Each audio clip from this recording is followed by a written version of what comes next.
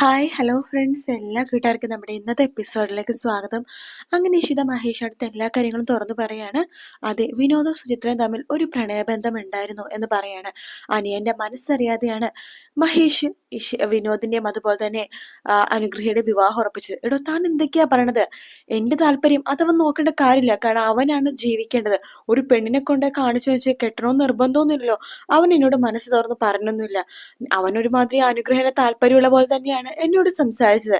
ആ, ചിലപ്പോ തന്റെ അനിയത്തിക്ക് അവനോട് താല്പര്യം ഉണ്ടായിരിക്കും. അവന് പക്ഷെ ചിലപ്പോ താല്പര്യമൊന്നും ഉണ്ടാവില്ല. മഹേഷ്, ഞാൻ പറഞ്ഞ സത്യമാണ്. വിനോദ് എന്നോട് പറഞ്ഞതാണ് അവർ തമ്മിലുള്ള പ്രണയബന്ധത്തിന്റെ കാര്യം. പിന്നെ എനിക്ക് അറിയാവുന്ന കാര്യമാണ്. പിന്നെ എന്തുകൊണ്ട് താൻ ഇത് നേരത്തെ എന്നോട് പറഞ്ഞില്ല എന്ന് മഹേഷ് ചോദിക്കുമ്പോ, അത് എന്ന് പറയുമ്പോഴേക്കും, എടോ നോക്ക് എന്ന് പറയാണ്. ഇതെന്തായാലും അവൻ എന്നോട് പറയേണ്ട കാര്യമാണ്. അവനോട് പറഞ്ഞ് നീ എന്തെങ്കിലുമൊക്കെ ചെയ്താനേ. ഇതിപ്പോ ആ കാര്യങ്ങളൊക്കെ എല്ലാം മാറി മറിഞ്ഞു. അവരുടെ വിവാഹ നിശ്ചയം വരെയായി. ഇതുവരെ അവൻ എന്നോടൊന്നും പറഞ്ഞിട്ടില്ല, താൻ പറഞ്ഞതല്ലാതെ എന്ന് പറയുമ്പോ ഇഷിത പറയുന്നുണ്ട്, പ്രണയം എന്ന് പറഞ്ഞത് രണ്ട് മനസ്സുകൾ തമ്മിൽ കൂട്ടി യോജിക്കുന്ന ഒന്നാണ്. അവർ തമ്മിൽ പ്രണയിച്ചു കഴിഞ്ഞാൽ മനസ്സുകൊണ്ട് വേറെ വിവാഹം കഴിച്ചാലും പ്രണയിച്ച നിമിഷങ്ങളോ പ്രണയിച്ച സമയമൊക്കെ മനസ്സിനെ മുറിവേൽപ്പിച്ചുകൊണ്ടിരിക്കും. താൻ പറഞ്ഞ പ്രണയ സങ്കല്പങ്ങളൊക്കെ നല്ലത് തന്നെയാണ്. പക്ഷെ വിവാഹത്തിന് മുമ്പുള്ള പ്രണയവും വിവാഹം കഴിഞ്ഞുള്ള പ്രണയം രണ്ടും രണ്ടാണ് ഇഷിത. വിവാഹത്തിന് മുമ്പുള്ള മധുരവും ആ സംഭവങ്ങളൊന്നും വിവാഹത്തിന് ശേഷമുള്ള പ്രണയത്തിന് ഉണ്ടാവില്ല. വിവാഹം കഴിഞ്ഞിട്ട് പ്രണയിക്കുന്നതിലാണ് കാര്യം എന്ന് പറയാണ്. പിന്നെ താൻ പറഞ്ഞല്ലോ അതാണ് ഇതാണെന്നൊക്കെ, എല്ലാം ശരി തന്നെയായിരിക്കും. പക്ഷെ ഇത് ചിലപ്പോ താൻ എന്റെ സ്വാർത്ഥതയായിട്ട് എടുത്താലും എനിക്ക് കുഴപ്പമൊന്നുമില്ല. എന്തായാലും വിനോദിന്റെ അനുഗ്രഹയുടെ വിവാഹം നടക്കും. അത് എന്റെ ഇതിന്റെ നിലനിൽപ്പിന്റെ കാര്യം കൂടിയാണ് എന്ന് മഹേഷ് പറയുമ്പോ ഇഷിത പറയുന്നുണ്ട്, മഹേഷിന്റെ നിലനിൽപ്പിന്റെ കാര്യം കൂടിയാണ് എനിക്ക് നന്നായിട്ട് അറിയാം. മഹേഷ് നിലനിൽക്കണം, അതന്നെയാണ് എന്റെ താല്പര്യം. പക്ഷെ അതിനു വേണ്ടി രണ്ടു മനസ്സുകൾ മുറിവേൽപ്പിക്കേണ്ടി വരുന്നുണ്ടല്ലോ എന്ന് ആലോചിച്ചിട്ടാണ് എനിക്ക് വിഷമം.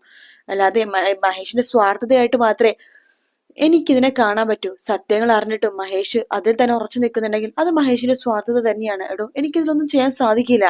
പിന്നെ ഇതിലെന്തെങ്കിലും ചെയ്യണമെന്നുണ്ടെങ്കിൽ വിനോദ് തന്നെ എന്നോട് ഈ കാര്യങ്ങളൊക്കെ നേരിട്ട് പറയണം. അല്ലാതെ ഞാൻ ഇതിലൊന്നും ചെയ്യത്തില്ല. ഇത് തന്നെ ഇതിപ്പോ ആരെന്തൊക്കെ പറഞ്ഞാലും ഞാൻ ഒന്നും തീരുമാനത്തിന് മാറ്റവും ഇല്ല എന്ന് പറയാണ്. അത് കേൾക്കുമ്പോ ഇഷിത റൂമിൽ നിന്ന് ഇറങ്ങി പോവാട്ടോ. മഹേഷ് ഒരു കുലുക്കുലാണ്ട് അങ്ങനെ തന്നെ നിൽക്കാണ്. പിന്നീട് കാണിക്കണ സുചിത്രേനെയാണ്. സുചിത്ര എല്ലാം കേട്ടുകൊണ്ട് അവരുടെ ഫ്ലാറ്റിന്റെ മുമ്പിൽ തന്നെ ഉണ്ടാവും കേട്ടോ. ഇഷിത അങ്ങോട്ടേക്ക് വരുന്നുണ്ട്. മോളെ എന്ന് പറയുമ്പോഴേക്കും, ചേച്ചി ചേച്ചി എന്തിനാ ചേച്ചി എന്റെ കാര്യം മഹേഷിനോട് പറയാൻ പോയത്? അത് പറയണ്ടായിരുന്നു ചേച്ചി. അത് പറഞ്ഞുകൊണ്ട് ഒരു ഉപയോഗവും ഉണ്ടാവത്തില്ല എന്ന് പറയുമ്പോ, എന്നാലും മഹേഷ് സത്യങ്ങളൊക്കെ അറിയണ്ടേ, അതുകൊണ്ടാണ് ഞാൻ പറഞ്ഞത്. അല്ലെങ്കിൽ നാളൊരു സമയത്ത് വിനോദിന്റെ അനുഗ്രഹയുടെ ജീവിതത്തിൽ എന്തെങ്കിലും പ്രശ്നം ഉണ്ടായി കഴിഞ്ഞാൽ നീയും വിനോദും തമ്മിലുള്ള പ്രണയബന്ധം ഞാൻ അറിഞ്ഞിട്ട് മുമ്പ് പറയാത്തത് എന്തായിരുന്നു? അത് പറഞ്ഞിരുന്നെങ്കിൽ അവരുടെ വിവാഹം നടത്തി കൊടുക്കായിരുന്നല്ലോ എന്ന് മഹേഷ് എന്നോട് ചോദിച്ചിരുന്നെങ്കിലോ. അതുകൊണ്ടാണ് ഞാൻ സത്യങ്ങളൊക്കെ മഹേഷിനോട് പറഞ്ഞത്. ചേച്ചി നോക്ക്, മഹേഷ് ഏട്ടൻ ഇപ്പൊ ആലോചിക്കണത് വിനോദിന്റെ അനുഗ്രഹയുടെ വിവാഹം നടന്ന മഹേഷ് ഏട്ടന് നിലനിൽപ്പിന് തന്നെ നല്ലതാണ്. മഹേഷ് ഏട്ടന് വിചാരിച്ച കാര്യങ്ങളൊക്കെ നടക്കും. പിന്നെ എനിക്കാണെന്നുണ്ടെങ്കിൽ എന്റെ ബെസ്റ്റ് ഫ്രണ്ടാണ് അനുഗ്രഹ. അവള് ജീവിതത്തിൽ അവൾ ആഗ്രഹിച്ച പോലെ ഒരു പുരുഷന് അവൾക്ക് കിട്ടും. അതുകൊണ്ട് രണ്ടുപേർക്കും രണ്ട് ബെനിഫിറ്റ് ആണ് ഉണ്ടാവാൻ പോണം, മഹേഷ് ഏട്ടനും അനുഗ്രഹക്കും. പക്ഷെ ഞാനും വിനോദും തമ്മിലുള്ള വിവാഹമാണ് നടക്കാൻ പോണെന്നുണ്ടെങ്കിൽ മഹേഷ് ഏട്ടന് ഒരിക്കലും ആ കമ്പനി കിട്ടില്ല. പിന്നെ എന്റെ ബെസ്റ്റ് ഫ്രണ്ട് അവൾ ഒരുപാട് വേദനിക്കേണ്ടി വരും. അവളുടെ കഥ എനിക്കല്ലേ നന്നായിട്ട് അറിയാവുന്നത്. അതുകൊണ്ട് വേണ്ട ചേച്ചി, ഈ ജീവിതം കൊണ്ട് എനിക്കല്ല അവർക്കാണ് ബെനിഫിറ്റ് ഉണ്ടാവാൻ പോണത്. എന്റെ സ്വഭാവം ചേച്ചിക്ക് നന്നായിട്ട് അറിയില്ലേ. എനിക്ക് കുറച്ച് മുറിവുകളും വേദനകളൊക്കെ ഉണ്ട്. പക്ഷെ ഞാൻ മാറിക്കോളൂ. സുചിത്രക്ക് അതൊക്കെ തേച്ച് മായ്ച്ച് കളയാനൊക്കെ സാധിക്കും.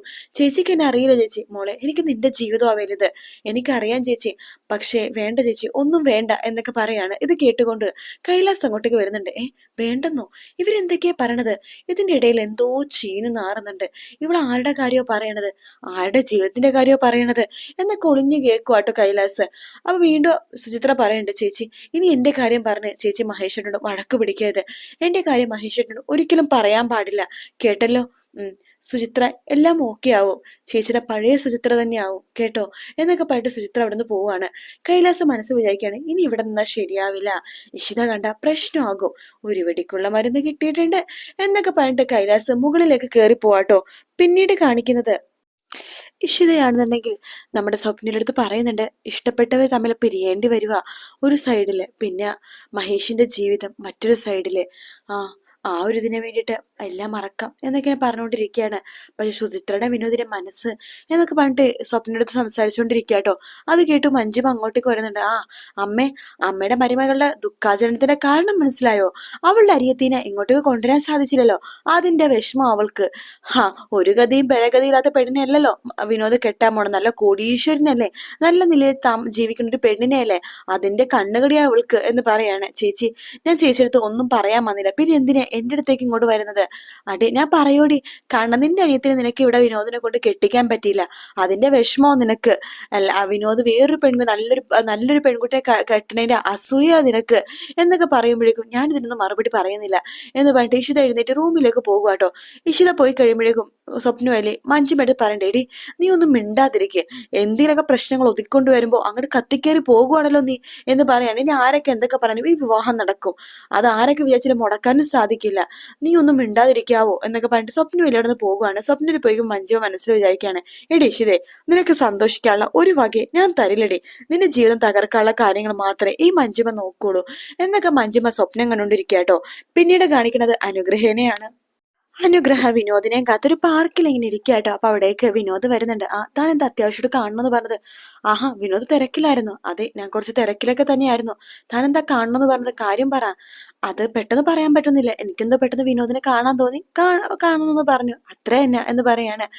വിനോദിനെ അറിയാവോ, നമ്മൾ സ്നേഹിക്കുന്നവര് എപ്പോഴും നമുക്ക് കാണണമെന്ന് തോന്നും. നമ്മുടെ വിവാഹ നിശ്ചയം ഉറപ്പിച്ച പിന്നെ എനിക്ക് എന്തോ വിനോദിനെ കാണാനും സംസാരിക്കാനൊക്കെ വല്ലാത്തൊരു ആഗ്രഹം പോലെ.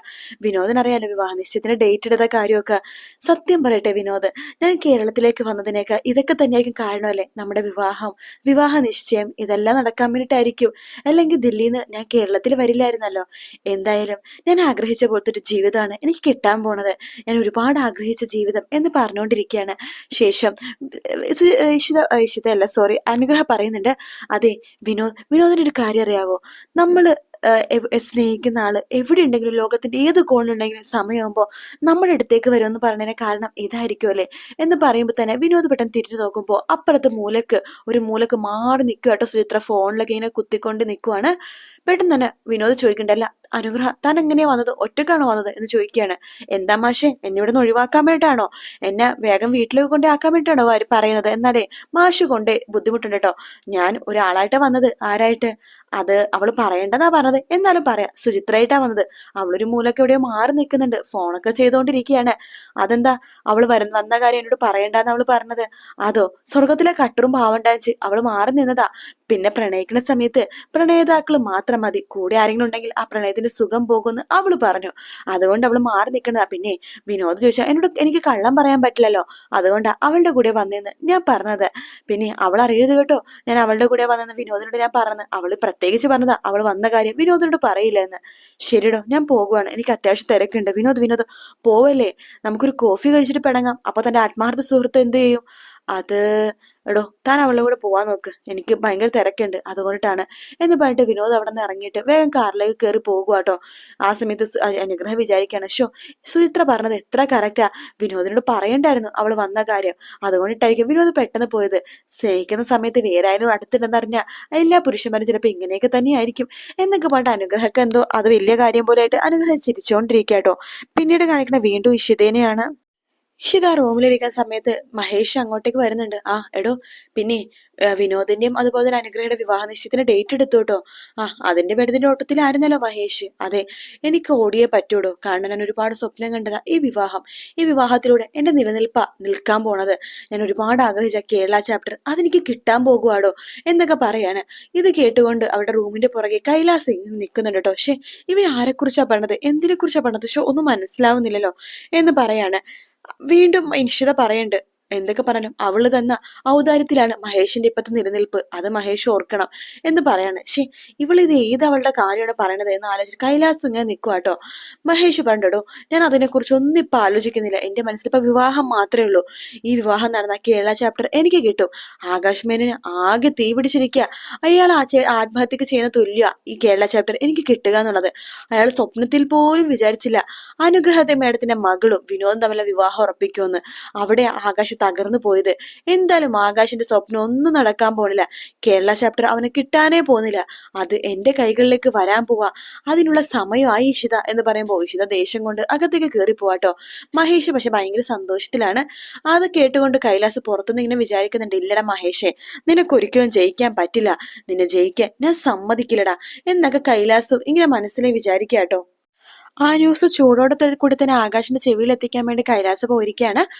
ആകാശിനോട് പറയുന്നുണ്ട് കൈലാസ്, മഹേഷ് ഇഷിതടുത്ത് പറയണത് ഞാൻ ക്ലിയർ ആയിട്ട് കേട്ടതാണ്. ഈ വിവാഹത്തിലൂടെ മഹേഷാണ് നിലനിൽക്കാൻ പോണത്. കേരള ചാപ്റ്റർ അവന്റെ കൈകളിലാവുന്നു. ആകാശ് ആത്മഹത്യ ചെയ്യേണ്ടി വരുമോ എന്നൊക്കെ പറഞ്ഞിട്ട് അവൻ പൊട്ടിച്ചിരിക്കായിരുന്നു എന്ന് പറയാണ്. ആകാശ് ചോദിക്കുന്നുണ്ട്, വേറെ വേറെ അവൻ എന്തൊക്കെ പറഞ്ഞു? വേറെ എന്ത് പറയാനാ, അവന് ഭയങ്കര സന്തോഷത്തിലല്ലേ അവന്റെ അനിയനും അരുന്ധതി മേഡം എന്ന് പറഞ്ഞ ആ പുള്ളിക്കാരത്തിലെ മകളും നമ്മളെ വിവാഹം ഉറപ്പിച്ചത്. പിന്നെ അവൻ ഇതൊക്കെ നേരത്തെ മുൻകൂട്ടി കണ്ടിട്ട് തന്നെയാണ് ഓരോന്നൊക്കെ ചെയ്യണത്. അവന്റെ അനിയനും അവന്റെ കൂടെ തന്നെയുണ്ട്. അവന്റെ അനിയനുണ്ടല്ലോ വിനോദ്, അവൻ മനഃപൂർവ്വമാണ് ഇഷിതയുടെ വീട്ടിൽ അവളെ കൊണ്ടുപോയി നിർത്തിയത്. എന്നിട്ട് അവൻ പ്രണയിക്കുകയായിരുന്നു അവളെ. വലയിൽ വീഴ്ത്താൻ വേണ്ടി തന്നെ അവസാനം വിവാഹം ഉറപ്പിച്ചും ചെയ്തു. അതിലൂടെ കേരള ചാപ്റ്റർ മഹേഷിന്റെ കൈകളിലെത്തുന്നു അവനറിയാം. ചേട്ടന് വേണ്ടി അവൻ അങ്ങനെയൊക്കെ ചെയ്യുമായിരുന്നു. അതേടാ, വിനോദിന്റെ സ്വഭാവം എനിക്ക് നന്നായിട്ട് അറിയാം. അവൻ അങ്ങനെയാണ്, ഒളിഞ്ഞു നിന്ന് പോരാടും. രാഷ്ട്രീയക്കാരനല്ലേ, അതിന് നല്ല ബുദ്ധി അവനുണ്ട് ആ വിനോദിന് എന്ന് പറയുമ്പോഴേക്കും, അതെ, ഇത് ആകാശ് സാറിനെ ബാധിക്കുന്ന കാര്യമായതുകൊണ്ടാ ഞാൻ അപ്പോൾ തന്നെ വന്ന് പറഞ്ഞത്. എന്തൊക്കെ പറഞ്ഞാലും ആ അരുന്ധതി മേഡം ഉണ്ടല്ലോ, അവർ ഞാൻ കുറെ പ്രാവശ്യം പോയി കണ്ടതാണ് ഈ കേരള ചാപ്റ്റർ വാങ്ങാനായിട്ട്. പക്ഷെ അവരെനിക്ക് പിടി തന്നില്ല. അവരുടെ ഉള്ളിൽ ഈ ഒരു കല്യാണാലോചന ഉണ്ടാവുമായിരിക്കും, അതായിരിക്കും എനിക്ക് പിടി തരാത്തത്. എന്തായാലും മഹേഷിന്റെ സന്തോഷം ഈ കല്യാണം നടക്കുന്നത് കൊണ്ടിട്ടാണല്ലോ. ഈ കല്യാണം നടക്കാൻ പാടില്ല, ഇതങ്ങോട്ട് അലസിപ്പോണം. ഒരിക്കലും ഈ വിവാഹം നടക്കാൻ പാടില്ല. ഈ വിവാഹം നടന്നില്ലെങ്കിൽ ഒരിക്കലും കേരള ചാപ്റ്റർ അവന്റെ കൈകളിൽ കിട്ടില്ല. അവനായിരിക്കും ആത്മഹത്യ ചെയ്യാൻ പോകുന്നത്. അതുകൊണ്ട് ഈ വിവാഹം നടക്കില്ല. അവന്റെ സ്വപ്നം ഒരിക്കലും നടക്കാൻ പോണില്ല. നീ ഒരു കാര്യം ചെയ്യ കൈലാസേ, നീ എങ്ങനെയെങ്കിലൊക്കെ അവിടെ നിന്ന് എന്തെങ്കിലുമൊക്കെ ന്യൂസ് പിടിക്കാൻ പറ്റും നോക്ക്. നീ പിടിക്കുന്ന ചെറിയ ന്യൂസ് ആണെങ്കിലും അതൊരു ചെറിയ തീക്കൊള്ളിയാണെങ്കിൽ പോലും അത് ഊതിപ്പരിപ്പിച്ച് വലിയൊരു തീഗോളമാക്കി ഞാൻ മാറ്റും. എനിക്കറിയാം ആകാശ്, ഞാൻ നോക്കിക്കോളാം. സാറിന് വേണ്ടി ഞാൻ മാക്സിമം ശ്രമിക്കും. അതിനു വേണ്ടി പണിയെടുക്കും. ശരി എങ്കിൽ നീ പൊയ്ക്കോ എന്ന് പറഞ്ഞിട്ട് കൈലാസ് അവിടെ നിന്ന് പോവാണ്. ആകാശം അങ്ങനെ തന്നെ നിൽക്കുന്ന ഭാഗത്തോട് കൂടിയിട്ടാട്ടോ ഇന്നത്തെ എപ്പിസോഡ് തീരുന്നത്. നാളത്തെ പ്രൊമോയിൽ കാണിക്കുന്നത് വിവാഹത്തിനോടനുബന്ധിച്ചിട്ട് അനുഗ്രഹം എന്നുണ്ടെങ്കിൽ എല്ലാവരോടും നന്ദിയൊക്കെ പറയുന്നില്ല കേട്ടോ. നിങ്ങളെല്ലാരും കാണുവാണ്, എനിക്ക് വിനോദിനെ കിട്ടിയത് എല്ലാവർക്കും നന്ദിയുണ്ട് എന്നൊക്കെ പറഞ്ഞിട്ട് അനുഗ്രഹം പോകാൻ വേണ്ടി ഒരുങ്ങുകയാണ് എവിടേക്കോ. ശേഷം സുചിത്രയാണെന്നുണ്ടെങ്കിൽ ഇഷ്ടത്ത് പറഞ്ഞിട്ട്, ചേച്ചി എനിക്കിപ്പോ ഒരു വിഷമമില്ല, അവരൊരുമിച്ച് ജീവിക്കട്ടെ. സുചിത്ര ഇപ്പൊ പഴയ സുചിത്രയാവാൻ പോവാ, ഈ കല്യാണം നമ്മൾ അടിച്ചു പൊളിക്കും എന്ന് സുചിത്ര പറയുന്നുണ്ട്. അത് കേട്ടിട്ട് ഇഷിതക്കും സന്തോഷമാണ്. ഇഷിത നേരെ മഹേഷിന്റെ അടുത്തേക്ക് വരികയാണ്. മഹേഷിന്റെ കൈകൾ പിടിച്ച് പറയുന്നുണ്ട്, മഹേഷിന്റെ കൂടെ ഞാനുണ്ട്. ഈ വിവാഹം നമ്മൾ ഗംഭീരമായിട്ട് ആഘോഷിക്കും എന്ന് പറയാണ്. അത് കേൾക്കും മഹേഷിനും സന്തോഷമാവാണ് കേട്ടോ. പിന്നീട് കാണിക്കുന്ന ആദിനെയാണ്. ആദി ഭയങ്കര സന്തോഷത്തിലാണ്. ചിപ്പി തന്നെയായിട്ട് അടുക്കുന്ന കാര്യം ആദി നമ്മുടെ രചന എടുത്ത് പറയുന്നുണ്ട്. അത് കേൾക്കുന്നത് രചനക്ക് മനസ്സിലാവുന്നുണ്ട്. ഇഷിത മനഃപൂർവ്വം ചിപ്പിനെ ആദ്യമായിട്ട് അടുപ്പിക്കുകയാണ്. അതുവഴി ആദിനെ സ്വന്തമാക്കാൻ വേണ്ടിയിട്ടാണ് അവൾ ശ്രമിക്കുന്നത് എന്ന് ആലോചിച്ചിട്ട് രചനക്കാണെങ്കിൽ ആകെ ദേഷ്യം വരുവാട്ടോ. പിന്നീടാണെങ്കിൽ ആകാശ് ഈ വിവാഹം മുടക്കാൻ വേണ്ടിയിട്ടുള്ള കാര്യങ്ങളൊക്കെ ചെയ്യാൻ പോകുവാണ്. ആ കുറച്ച് ഭാഗങ്ങളാണ് ആകെ പ്രൊമോയിൽ കാണിച്ചു കേട്ടോ. വീഡിയോ ഇഷ്ടപ്പെടുകയാണെങ്കിൽ ലൈക്ക് ചെയ്യാനും സബ്സ്ക്രൈബ് ചെയ്യാനും കമന്റ് ചെയ്യാനും മറക്കല്ലേ. മറ്റൊരു വീഡിയോ ആയിട്ട് വീണ്ടും കാണാം friends. Take care. Bye bye.